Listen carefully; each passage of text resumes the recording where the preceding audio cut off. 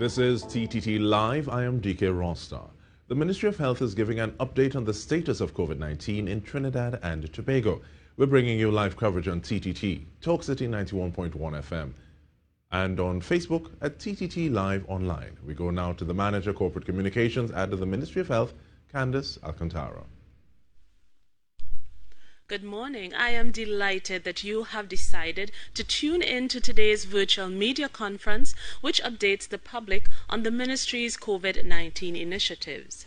Sharing the latest COVID-19 updates with you today are Dr. Avery Hines, Technical Director of the Epidemiology Division, Dr. Janine St. Bernard, County Medical Officer of Health for County Caroni, and Mr. Roshan Siram Singh, GIS Manager in the Epidemiology Division. I am Candice Alcantara, Manager Corporate Communication at the Ministry of Health, and I will moderate this morning's media conference. Dr. Hines, please give us the epidemiological and clinical updates this morning. Thank you, Ms. Alcantara. Good morning to my colleagues, Dr. St. Bernard and Mr. Siram Singh. Good morning to members of the media and members of the viewing and listening public. The clinical update for the day ended March 2nd at 4 p.m. is as follows. At that date and time, there had been 97,783 tests conducted between the public and private systems. Of those, 7,717 would have tested positive, and of those having tested positive, we currently have 7,481 recovered patients. There are 97 active positive cases at this point in time, distributed as follows. There are 15 patients currently hospitalized, 76 in home self-isolation, and 5 in step-down facilities, with the extra 1 coming from the testing that would have gone on between 48 hours ago and the 2nd of March. So we had 1 case turning positive or testing positive in the tests conducted during that time frame. We remain at 139 fatalities, and we continue to extend our condolences to the members of those bereaved families. The breakdown of those that are currently hospitalized is as follows. We have 12 patients in the Couva Multi-Training and Medical Facility, 3 of whom are in ICU. There are 3 patients outside of Couva, 1 at Cora Hospital and 2 at the Scarborough Regional Hospital, and those who are in step-down are all at the UEDB facility. That ends the clinical update. I'd like to go straight into the epidemiologic update. So if we can have the first slide. In fact, let's have the second slide.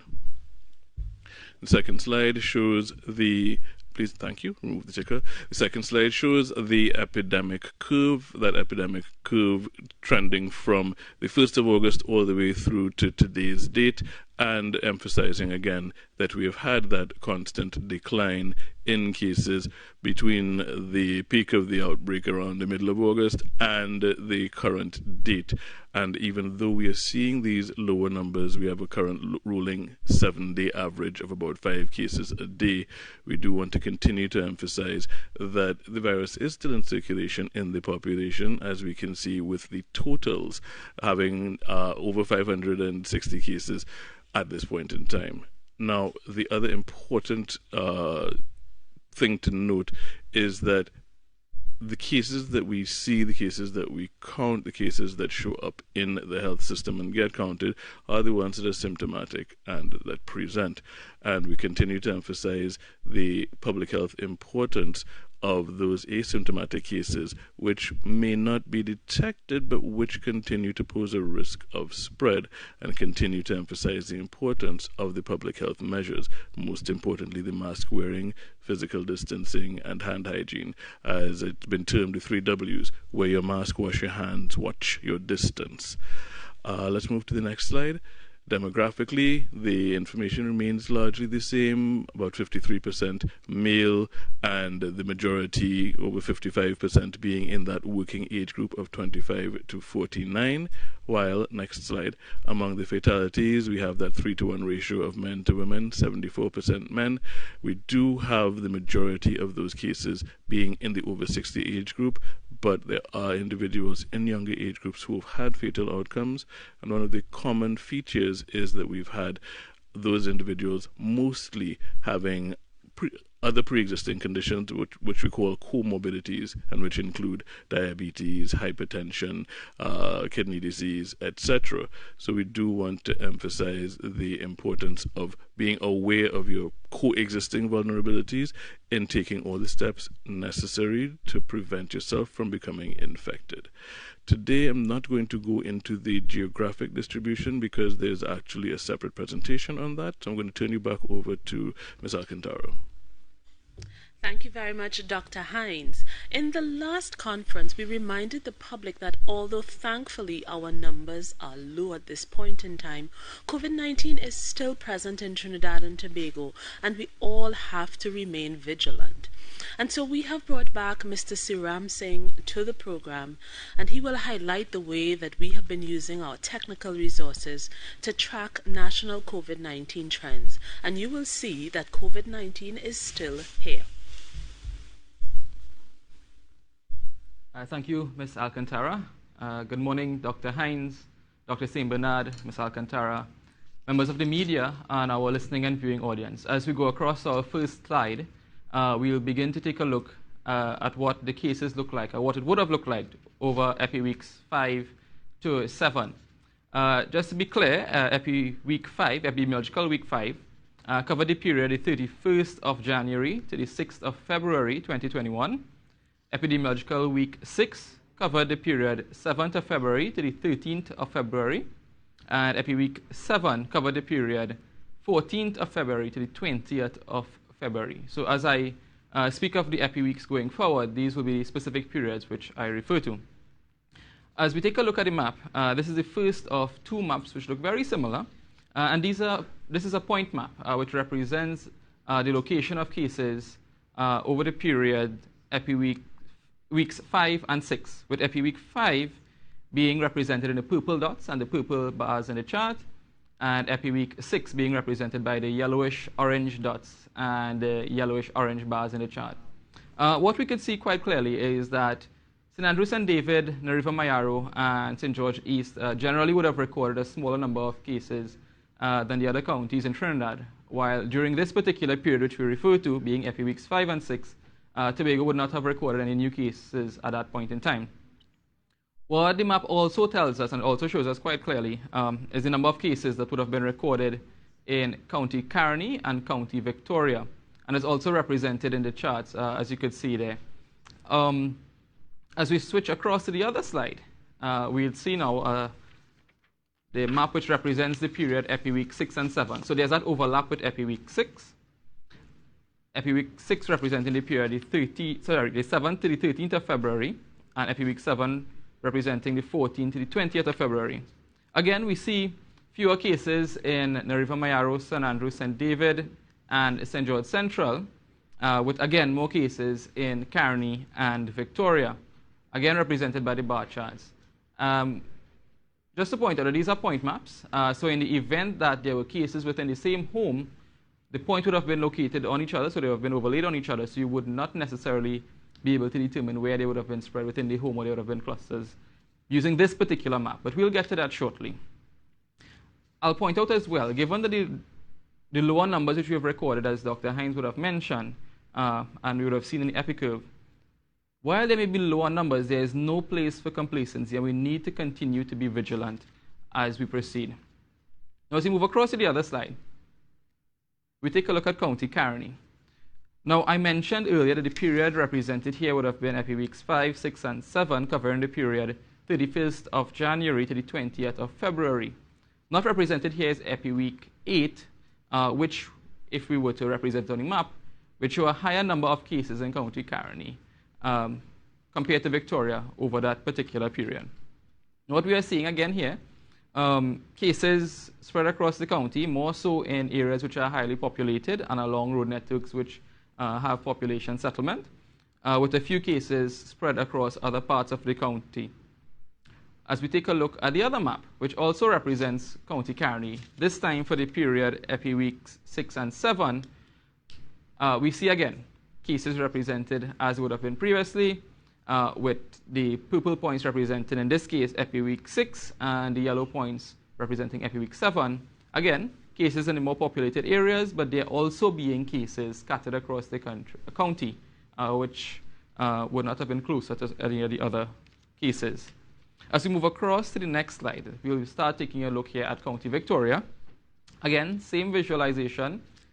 Week 5 in this case being represented in purple, Week 6 in yellow, and same pattern with cases being recognized and noted more so in the populated areas and along the road networks which we have settlement, with a few others scattered around the county. A similar pattern was seen again in Weeks 6 and 7, again with 6 being the overlap, with cases being spread across the county scattered, and in a few cases more so in the populated areas. Now we move across the county St. Patrick. We could go again. As we go to County St. Patrick on the other slide, we would see less cases, but again, a few cases in different parts of the county. In this case, we're seeing it more so along the road networks. This particular map represents the period Weeks 5 and 6. As we move across to Weeks 6 and 7 in the other map, we'll see again a few cases scattered across the county, more so in areas where there are higher populations or along the road networks. Now, this is just one of the ways in which we've been looking at the data, point data. We would not have presented many maps in this particular format previously, but we thought it useful to share this with the country so you could understand that we are looking at the data in different ways, analyzing the data in different ways, and of course using it to make decisions in different ways. As we move across to the other map now, we'll see a heat map, which actually shows us the spread of cases. Again, during the periods Weeks 5 to 7, the period Week 5 to 7, showing us where we have the higher density of cases in that central area and in that southern area in County Victoria. They're closer to the San Fernando area. We're looking at the bar chart again, which accompanies the map. We see County Victoria and County Carney having recorded higher number of cases compared to the others. Again, just to be clear, this is Weeks 5 and 7, 31st of January to the 20th of February, during which period they would not have had any cases in Tobago. The case in Tobago, which would have been recorded over the weekend, would not be represented on this particular map, or these maps, I should say. Now, looking at this heat map, as we take a look at the other map now, we realize that there is some amount of agreement, some amount of congruence between the maps when we look at where we have the clusters and where we have the higher density of cases. Now, this cluster map is a bit different from the previous maps which we shared. Whereas previously, the criteria used would have been a minimum of 4 cases over a 2-week period within a 1-kilometer search distance. That would have been the criteria to determine if there's a cluster or not. Given the decrease in the number of cases, we actually had to drop the minimum number of cases required to be considered a cluster. In this case, we dropped it to 3, and the period used was not 2 weeks, but 3 weeks of data, Weeks 5 to 7.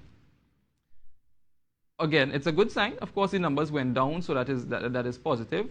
But we continue to urge the population to continue to be vigilant as information continues to come. And it's important for us to analyze what we have and not become complacent and misinterpret the data that we have into thinking that all is well and we can revert back to how things were previously pre-COVID. Now, looking at this particular cluster, we are seeing this cluster map, we are seeing 5 clusters. 2 in County Victoria, which in this particular case represent the general San Fernando proper and Union Hall area.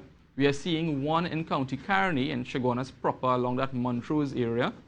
We are also seeing 1 in County St. George East in the El Dorado Tunapuna area and 1 in Diego Martin. You will recall the last cluster map shared, which would have been at the end of January, would have shown 7 out of 14 clusters at that point in time in County St. George East. So we are seeing the changing patterns as the number of cases decrease as well. And we continue to use the GIS in various ways to support the decision-making process across the county, the counties, and the country at large, as it provides us with the opportunity for evidence-based decision-making as we allocate resources, etc. As we switch to the next slide, we see a little bit of a breakdown of these 5 clusters. Again, we are seeing smaller numbers in the clusters now compared to what we saw before.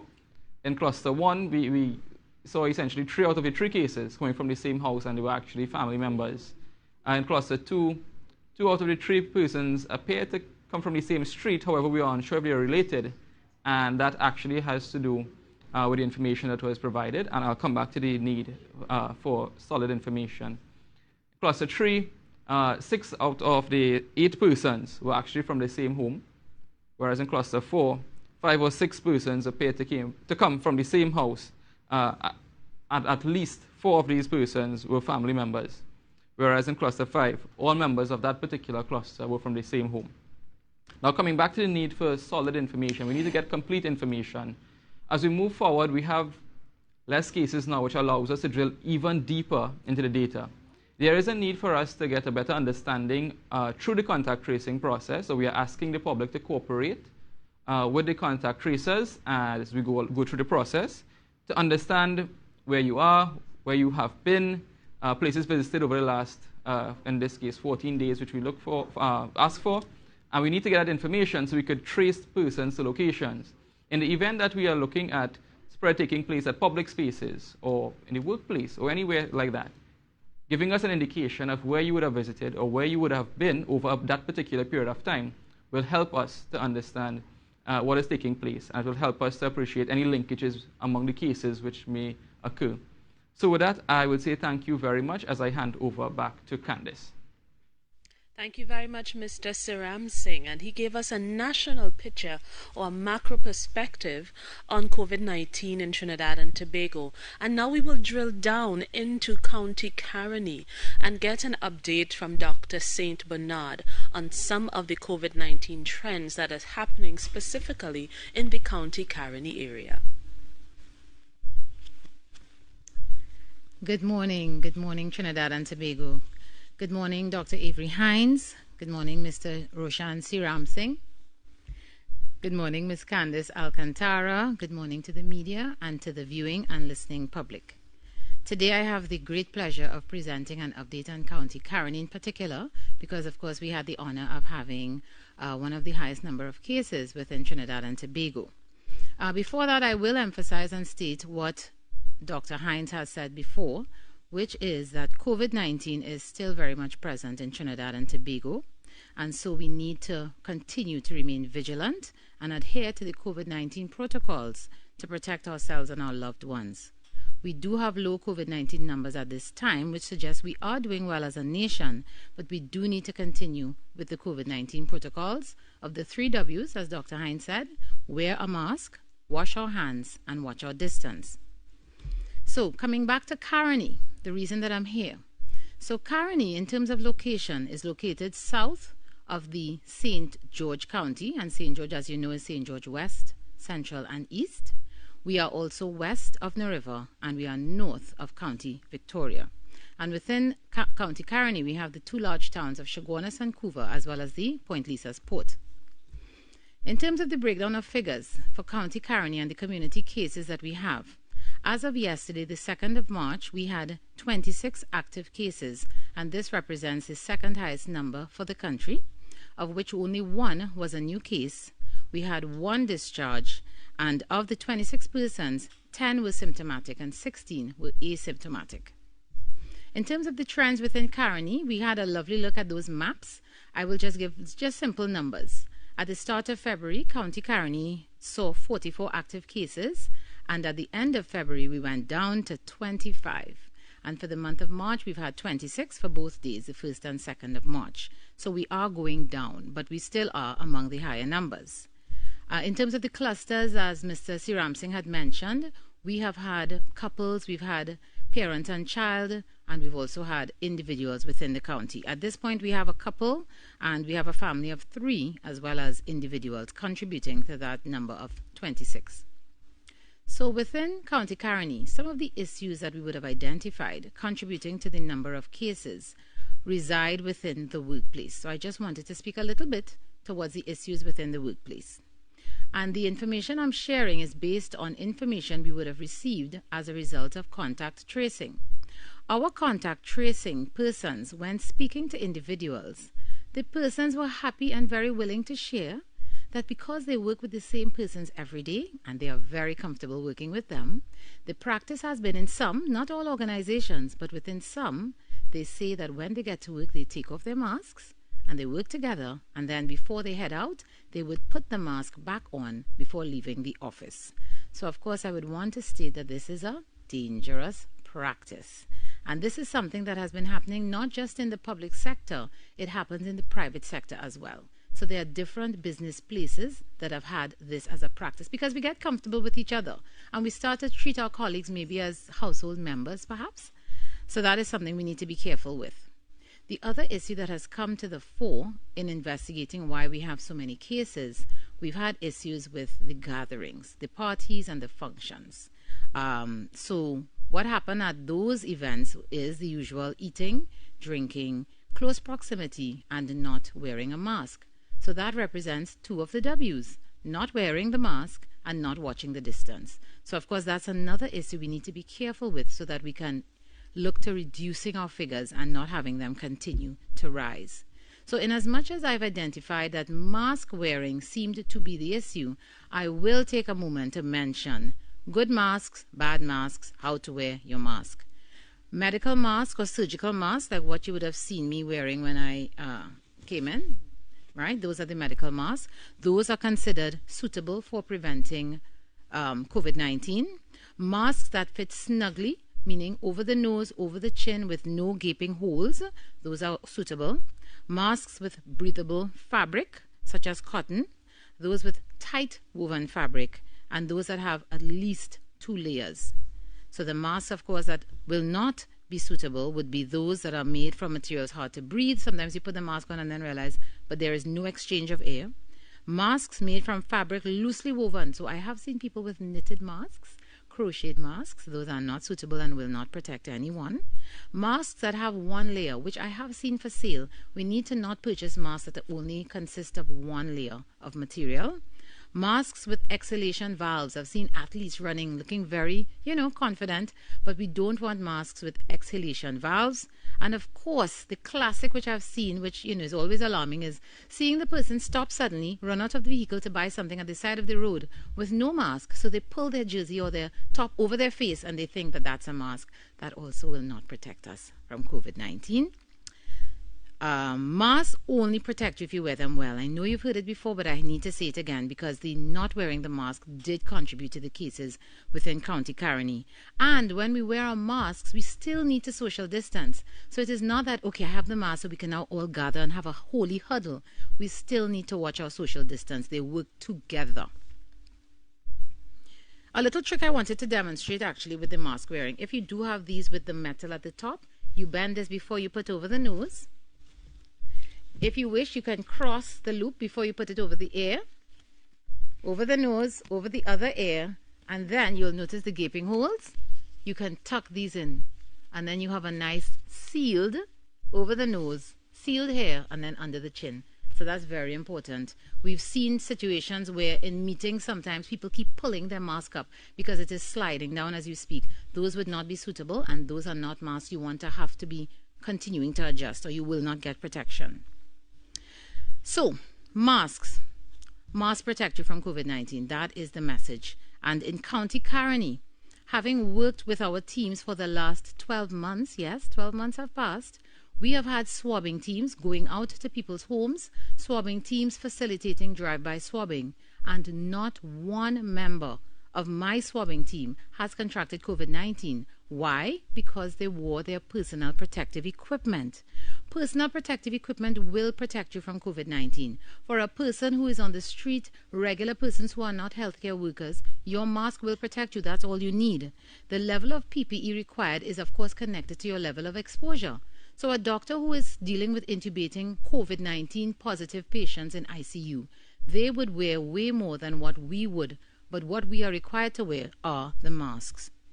And the interesting thing is, doctors who work with known COVID-19 positive persons have not been contracting COVID-19 because, of course, they know the status of the person. It is the rest of us when we are in public or gathering with others, we don't know their status, we presume they are not COVID positive, and then we lower our guard, and then we don't either watch our distance or wear our masks. So I want to encourage the population again to continue to wear the masks and wear them well to reduce the number of COVID-19 cases that we are experiencing right now. And the other thing that I have observed, even in my own workplace, is the awkwardness sometimes of coming into a space and seeing others not wearing a mask while you are wearing your mask. So what should you do? Well, you can ask the persons, gentle reminder, guys, don't forget you need to be wearing your mask. Or if it is they are saying, while we're eating, we're relaxing or whatever, then you need to remove yourself so that you are not exposed. Because what's the point of you wearing your mask? You are protecting others, and others are not wearing a mask around you. Then it means you are not getting the benefit of being protected by others when they wear their mask. And the other question I wanted to address was, well, why County Caroni? Are we special? Why do we have more cases than others? And the only answer I could really come up with is all it takes is 1 or 2 people. All it takes is 1 or 2 people to be infected. All it takes is 1 or 2 people to not wear their mask. All it takes is 1 or 2 persons to gather to eat, drink, be merry without a mask, and guess what? COVID-19 then starts to spread. All it takes is 1 or 2 persons becoming infected, returning home to their family, spreading it to 1 person in their family, who then goes to their place of work and then spreads it to 1 person at work, who then takes it home to their family, and on and on. So I think that may be what has happened in County Caroni to explain why the cases have gone up. And of course, in February, we even had a cluster which Mr. Siram Singh referred to, where we had 1 person spread to 5 other household members, of which many of them were related, right? As a result of 1 person getting infected and taking it home to their families. And then we've had persons as well who have remained on our active list for quite some time. We've actually had somebody there for 40 days. So it's not as if we had 26 cases in February. There are persons who were positive from before, and some people do remain symptomatic for quite some time. But I would like to end on a very positive and a good note. The American Journal of Tropical Medicine and Hygiene published an article last year, 2020, that spoke to, the title was Health Systems Resilience, COVID-19 Response to Trinidad and Tobago, which some of us would have heard about, but I wanted to bring it back, where we, Trinidad and Tobago, were ranked number 1 in the University of Oxford based on our health system response. And you know what? Despite our many challenges, right, as a country, we demonstrated political will, evidence-informed decision-making, respect for science, and timely coordinated collaborative actions. These words are taken straight from that article published by Shelley Ann Hunt, Karen Pear, Roseanne Senrose, and Donald Simeon. These are the things that caused us to respond so well to a public health emergency and come out shining. So, that tells me we are a people that make decisions based on evidence, and we are a people that respect the science. The County Medical Officer of Health cannot reduce the number of COVID-19 cases in County Caroni by myself. The doctors and nurses, other critical members of the surveillance unit who do contact tracing and monitoring of the COVID cases, EMTs on the GMRTT ambulances who come to our homes to do assessment and facilitate transfers to Couva Hospital or Cora, Trinidad and Tobago Police Service who are doing the monitoring to ensure that you adhere to quarantine. All of these people, they cannot help us to bring down the cases without you. We depend on you, the public, to continue to adhere to the protocols. And should we expect a rise in numbers? I would say no. Containment and reduction of numbers is possible as we do our part to wear our mask, wash hands, and watch our distance. So even as I close, I encourage us all to not have any other counties having a rise in the numbers. What was represented in County Caroni and County Victoria can end now as we continue to adhere to the protocols and enjoy the benefit of seeing those numbers decline in these counties. Thank you. Thank you very much, Dr. St. Bernard. And I believe that we are all filled with additional info, but also with hope as we move forward to maintain the health of Trinidad and Tobago and move from management to control of the pandemic. We go now to the question and answer segment. We ask members of the media, please begin by stating your name and the name of the media house that you represent before placing your 2 questions forward for our panelists. We start with questions from Wired 868 this morning. Hello, good morning, everyone. I'm Fayola Bostek from Wired 868. My first question would go to Dr. Hines. Dr. Hines, several people today have spoken about COVID-19 being still with us. I'm wondering, is the goal for us to get to 0 COVID cases, and how likely is that? My second question would be, if the goal, or if COVID-19 is likely to not go to 0, if we're likely to stay with some cases circulating, how do you expect our behavior to have to change going forward into the future? Okay, thank you for the questions, Ms. Bostic. Now, the goal is, in the initial instance, while we still have a certain level of quote-unquote control over the population status, to get as close as possible to having 0 cases in the community, 0 cases transmitted. Bearing in mind, of course, as I said earlier, that one of the problems with this particular virus is the fact that you can have people who are asymptomatic cases. So while we think we are at 0, they are actually quiet spreaders. And that is the ongoing risk that we face with a virus that has nearly 50% of its patients being asymptomatic. So while the goal, yes, is to drive the transmission back down to 0, we do acknowledge that even though it is a challenge, the behaviors that you have alluded to and asked about are going to help us to keep the numbers as low as possible. And those behaviors are the same ones that we have been emphasizing. The hygiene, and by hygiene, we not only talk about the hand hygiene, but what we call respiratory hygiene or respiratory etiquette. And that respiratory hygiene and etiquette includes what we do when we cough, the coughing into a tissue preferably, discarding the tissue, washing your hands. If tissue isn't available, coughing into the crook of your sleeve. The wearing of a mask at this point in time continues to be a necessary tool and continues to be an effective tool in reducing the risk of transmission. As we move into the phase of vaccination, as we get additional information on how well the vaccines function to reduce the risk of transmission, we review and we see what remains necessary and what doesn't. But the multi-layered approach, the hygiene, the masks, the distancing, the vaccines, all of these things together are parts of the behaviors that we're going to need to adjust to and adapt as what we call the new normal, to reduce the risk of COVID-19 blossoming and ballooning into a widespread epidemic, as we've seen happen in other countries.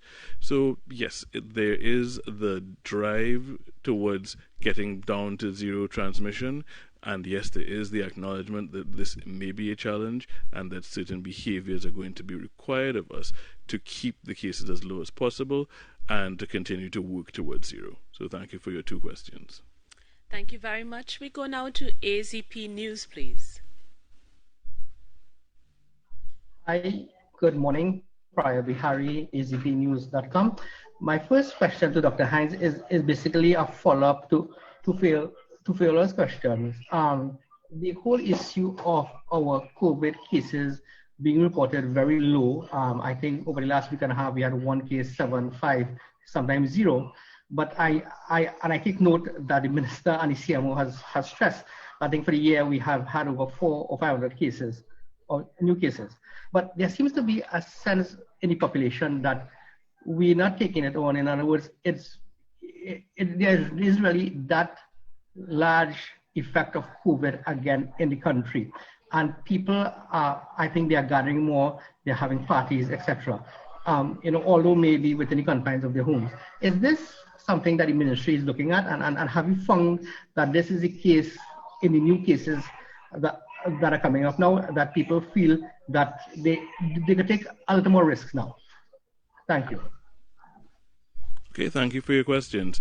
Now, the purpose of the communication that we have on this bi-weekly basis is precisely to keep in the forefront of the public's understanding, knowledge, perception, the fact that there is still virus in the population. While we don't want people to walk around with a sense of dread or anxiety, what we do want them to walk around with is a sense of purpose and a sense of protection, the responsibility for protection lying largely in the behaviors that we are encouraging you to follow. So while we do know that there will be the mental health aspect related to fatigue with following the instructions. At this point, a year down the road, new behaviors should really have been fairly well entrenched in your behavior set. It takes less time to potty train a toddler, I think, than to get a new behavior installed in your brain between last year and this year. So we're at the point where we should have this fairly well down. We do note that there will be divergences, human beings being what they are.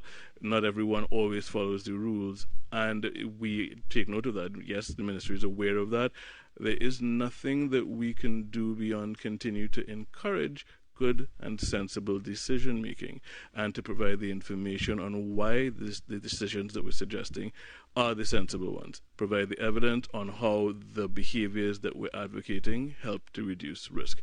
And we're going to continue to do that. We are thankful for the points when people point out that yes, there's still these behaviors that may deviate from the suggested, from the accepted, and it comes down to personal responsibility. It comes down at this point to what each individual chooses to do in the fight against COVID to reduce the risk of transmission either to themselves or from themselves, and actually both to and from themselves.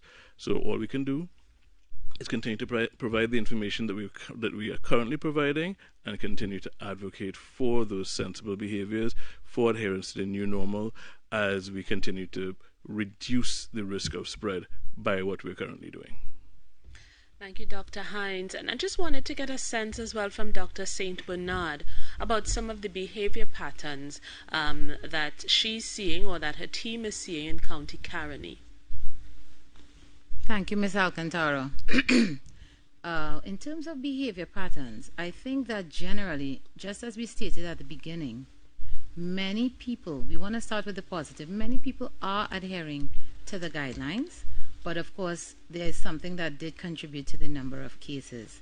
And we did have persons literally, willingly stating that they did not wear their masks whenever they presented to work, and they would wear their masks when they were leaving the office to return home. Deeper contact tracing, because with contact tracing, we don't just call people once. So sometimes the second and third time when you call to get more clarification on who else you may have been in contact with, you may then have one or two persons who are then coming forward, maybe a little more unwillingly, to state the issue of attending functions or parties. And this is something where sometimes people are feeling like, I don't want to incriminate anyone else. But the significance of coming forward with information that is relevant and significant in terms of protecting others is that you may literally save a life. Because remember, as we've said before, persons who become infected and then infect an older relative at home who may have the comorbidities, the hypertension or diabetes, and then end up hospitalized or worse, that is a very significant consequence. So I think in seeing these issues arising with the not mask wearing and the gathering, I think we need to not drop our guard and not be wary of doing well within this pandemic. Okay, I'd just like to follow up on what Dr. St. Bernard just pointed out, because it's a very, very important point.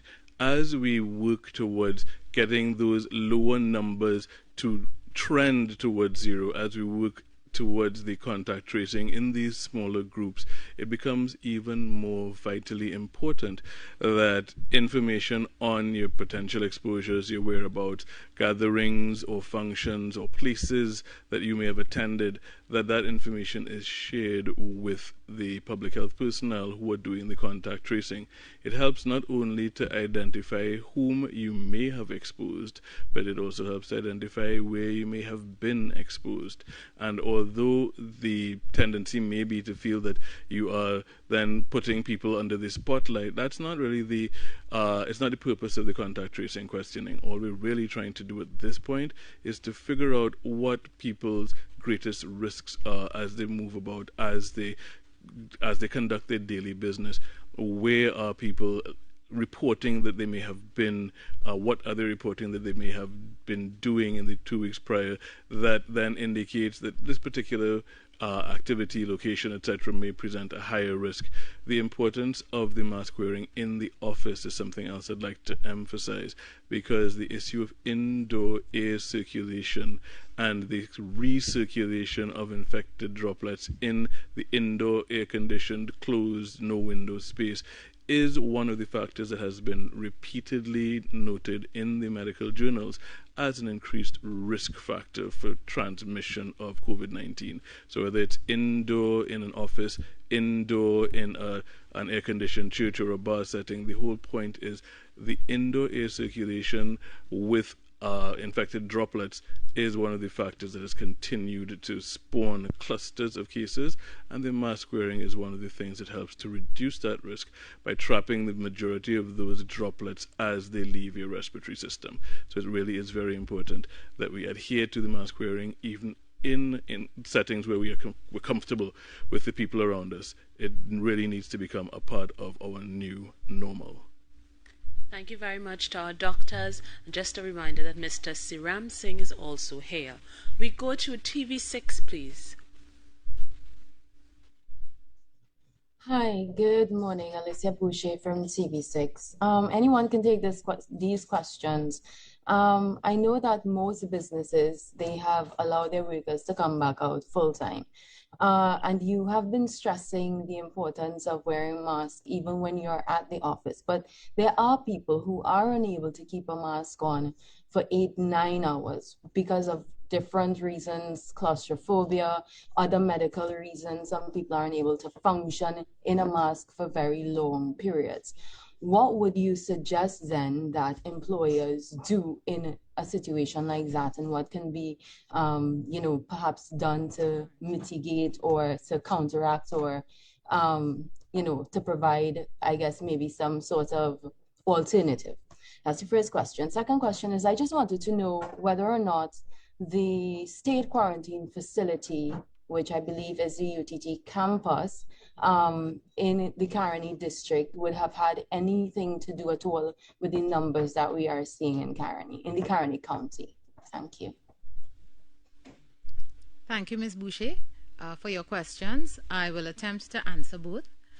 So regarding the first question, that is an absolute relevant question, because I myself feel sometimes as if, oh my goodness. So what I do is I would go to the bathroom, because, it's just you in the bathroom. So sometimes if you do need to take more often a break from the mask, you would need to go somewhere where there is absolutely no one else around. In terms of the employers, perhaps, also if you have your own office, as in an actual space where there is a door that closes off so that there is no one with you, that would be a time when you cannot have the mask on. But as soon as someone enters the office, which is what I also have to do, you would need to place the mask back on immediately.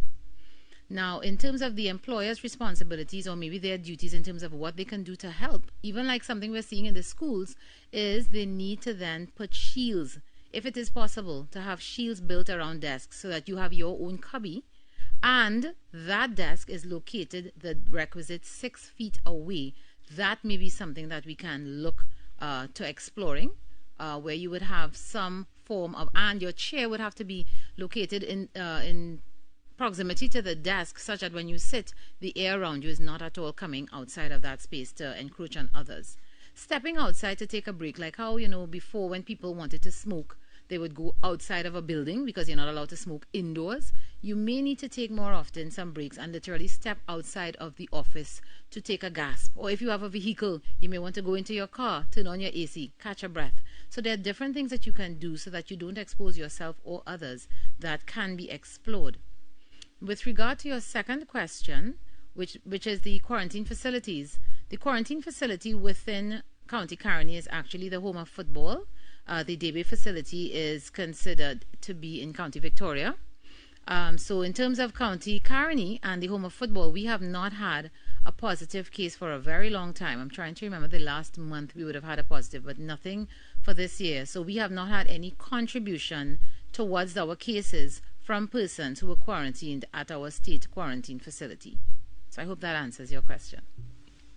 Okay, and just to add that the regulations speak to both the wearing of masks and the wearing of shields. So those individuals who feel unduly encumbered by the mask wearing, while a shield is less optimal, it is still some form of reduction of direct expulsion of droplets. So we can look at alternating between use of the two, or just ensuring that one or other is worn at all times. And there are mask guidelines on the Ministry of Health website, so we can always refer to those. Thank you very much. And we go now to Newsday, please. Good morning, everyone. Rihanna McKenzie from Newsday here. I'm hoping Dr. Hines can answer my questions this morning. What's the progress of the health minister's report to the DPP about someone promoting herbal products? Also, have any reports about fake drugs been made to the police officially? Thank you. Okay, thank you for your two questions. The progress with respect to the minister's submission to the DPP would be best addressed by the minister. I will leave that for him to update you on. I am not currently aware of any fake drug reports currently being before the police service, but we can always look into that and verify that I'm correct, and we can update as needed. Thank you very much. IETV, we're ready to field your questions now. Great. Good morning, everyone. I'm Bina Mahis from IETV News. I have just one quick question for Dr. St. Bernard. You mentioned that a lot of fancy masks are being used and worn by a lot of persons. It is also being sold as well, and we have nothing against that. But is there any way that the Ministry of Health can regulate the type of mask? Because I know you all advise us the type that we should be wearing, but obviously it's not the case.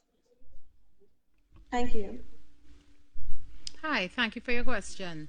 I think when it comes to the selection of masks based on availability from the stores, it would come down to personal responsibility, and based on the guidelines provided by the Ministry of Health and other reputable sources online, you as the public would have to make the choice to purchase or not to purchase based on suitability for protection against COVID-19. Thank you very much. And we go to AZP News for a follow-up question, please. Yes, morning again, Prior here, AZP News. I just wanted to do a follow-up. So issue had raised some time ago. It has to do with the turtle nesting season that opened on Monday. The conservation groups are asking if they can get an exemption because the turtles usually nest at night, and this is something that they do all year, every year. So they were asking what is the status of this exemption, or if some representations could be made to them.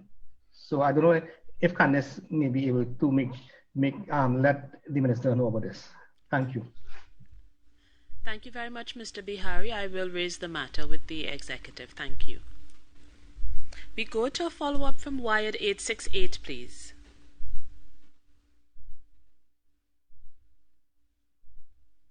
Hello, good morning once again. My follow-up question has to do with the effectiveness of certain non-pharmaceutical interventions that we've seen trying to help reduce the spread of the virus around the country and around the world. There was a study coming out of Stanford in January this year that seemed to suggest that the restrictions, the more robust restrictions like mandatory closures, mandatory stay at home, were about as effective as the less restrictive measures, such as the mask wearing, the 3 Ws, as we said today. Could you explain maybe why that should be the case? And if it is the case, can we look at whether we should be looking into, reopening some of the businesses that are closed right now, and maybe that would stop the driving people into underground parties and stuff, if they were able to go to the bars, if they were able to go to cinemas, things like that. Do you think that's something we could look into? Okay, thank you for the question. It's a multi-layered question. I'll take the first layer, which is why the mandatory closures versus the less invasive types of measures seem to be equally effective, and it's because they're basically utilizing the same principle, just on a mass action as opposed to an individual action basis. So all of these non-pharmaceutical interventions, as you rightly call them, meaning not a drug, not a vaccine, all of these interventions are based on reducing the probability of an infected individual coming into contact with a non-infected individual and transmitting virus. So when you have large-scale problems in terms of massive numbers of cases, rising cases, filled hospitals, etc., the mass action approach with closures, sometimes curfews, things that you'd see applied in other countries, those are the fastest ways to reduce that probability of contact. As we get down to a state where in the population there's a lower level of viral circulation, the less invasive, or as you said, less robust measures, not really less robust, they're just less forceful, but they're still exactly as robust, because what they're doing is they are reducing the risk of infected droplets leaving an infected person's respiratory system and entering an uninfected person's respiratory system. Now, as we pointed out a little earlier, there are settings that are referred to as super spreader settings, places where enclosed indoor air circulation and overfilled physical capacity are going to raise the chance that any one person with virus in the respiratory system will spread that virus to several people just because of the physical setup of the place. So the bars, the party halls, those sorts of things, those are some of those super spreader settings, super spreader potential settings, and for that reason that level of interaction has been kept off the table so that we continue to reduce risk. Also to point out that the cinemas are open and that most businesses are open, so that the one or two areas of interaction that have been targeted are really the ones that have the highest potential for super spreader events and the highest demonstration in other jurisdictions of having resulted in multiple cases from one or two index individuals, one or two individuals ill in the first place.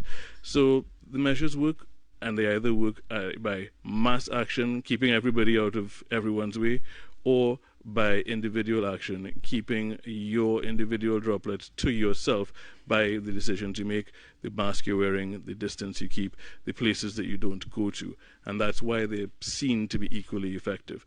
But the super spreader events need to remain off the table at this point in time. Thank you very much, Dr. Hines. And we go now to Express newspaper.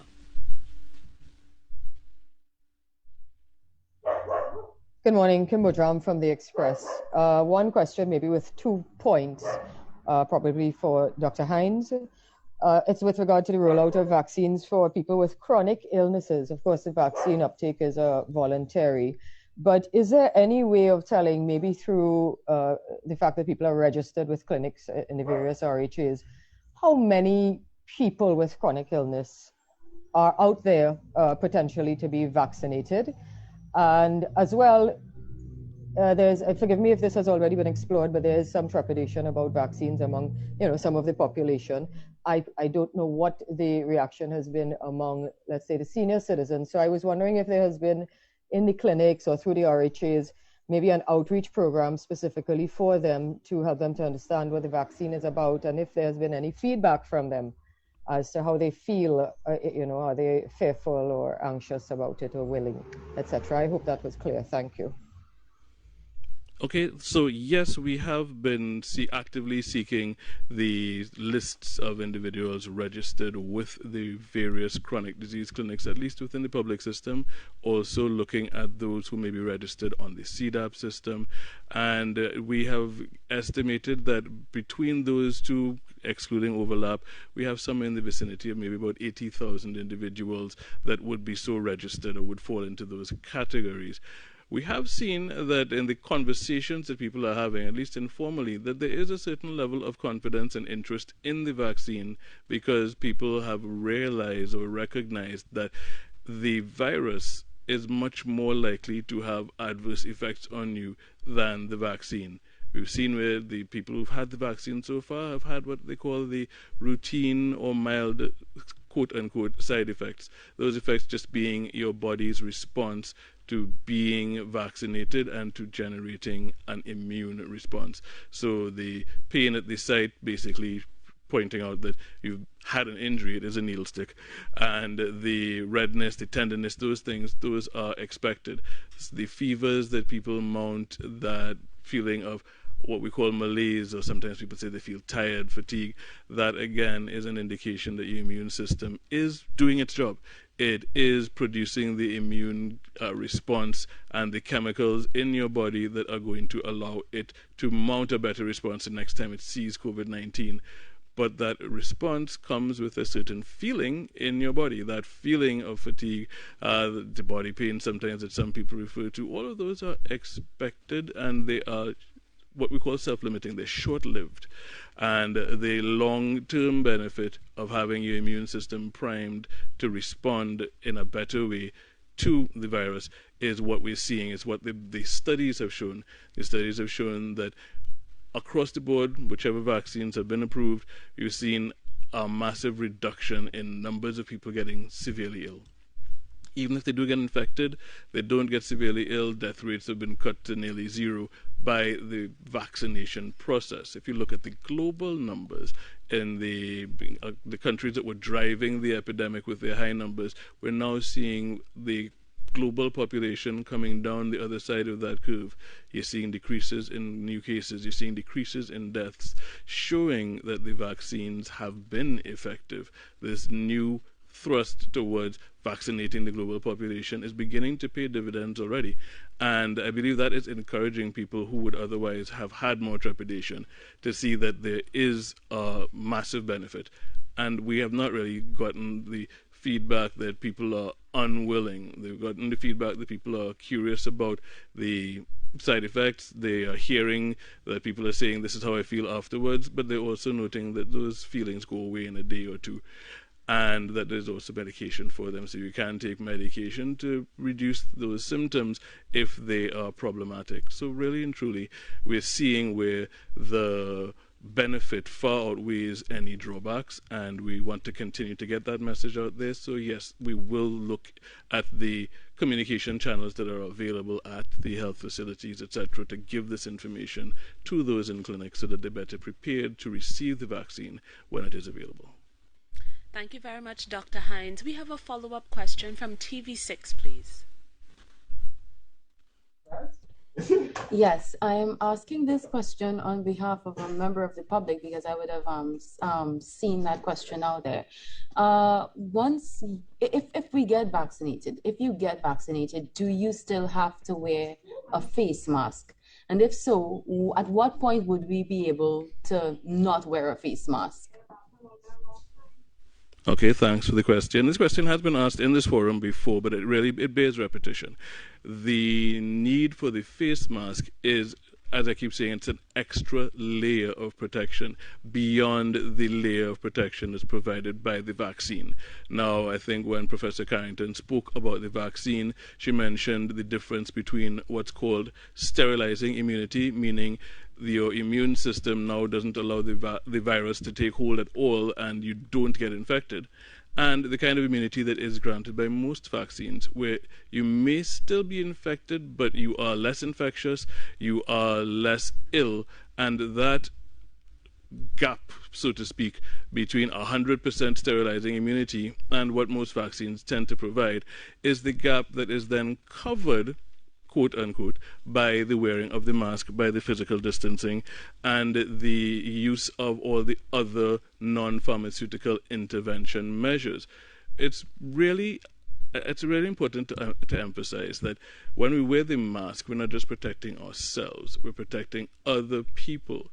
and we're protecting them from when we don't even know that we're ill. So we protect both ourselves and others by the wearing of the mask. The vaccine provides its layer of protection. The mask provides an additional layer of protection. The physical distancing provides another layer of protection. And as we overlay all these layers, even though no one may be 100% foolproof, you get what we call that Swiss cheese effect. Swiss cheese being that cheese with holes. If you layer it, if you put enough layers, then eventually block anything from getting through. So that layered approach is the approach that we really like to take in public health interventions. The public health interventions being all the things that we've spoken about. It's also important to emphasize that at this point, there is a fairly large population of individuals whom we will not be able to vaccinate at this point in time, those being people under 18. So our ability to reduce risk of transmission helps to ring fence and protect that population that can't currently be vaccinated. So we really need to keep all the layers in place to reduce the risk as much as possible. Thank you very much to all our participants this morning. We have come to the end of today's media conference. I know the journey has been long, but we are starting to see the light at the end of the tunnel, and this is not the time to reduce our measures, not our time to stop being vigilant. Please let us remember to follow the 3 W's. Wash your hands, wear your mask, and watch your distance that you keep from between yourselves and others. Our collective efforts have been working, and that's why our numbers are low. But we depend on you to do all that you must do to protect yourselves and your loved one. Be safe, and of course, wear your mask.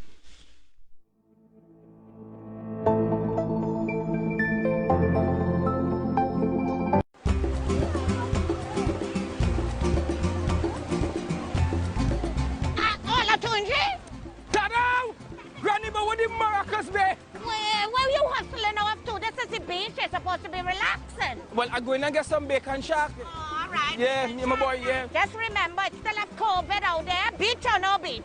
Yeah. Hey, you wash your hands? Where's your mask? You know what? 10 things.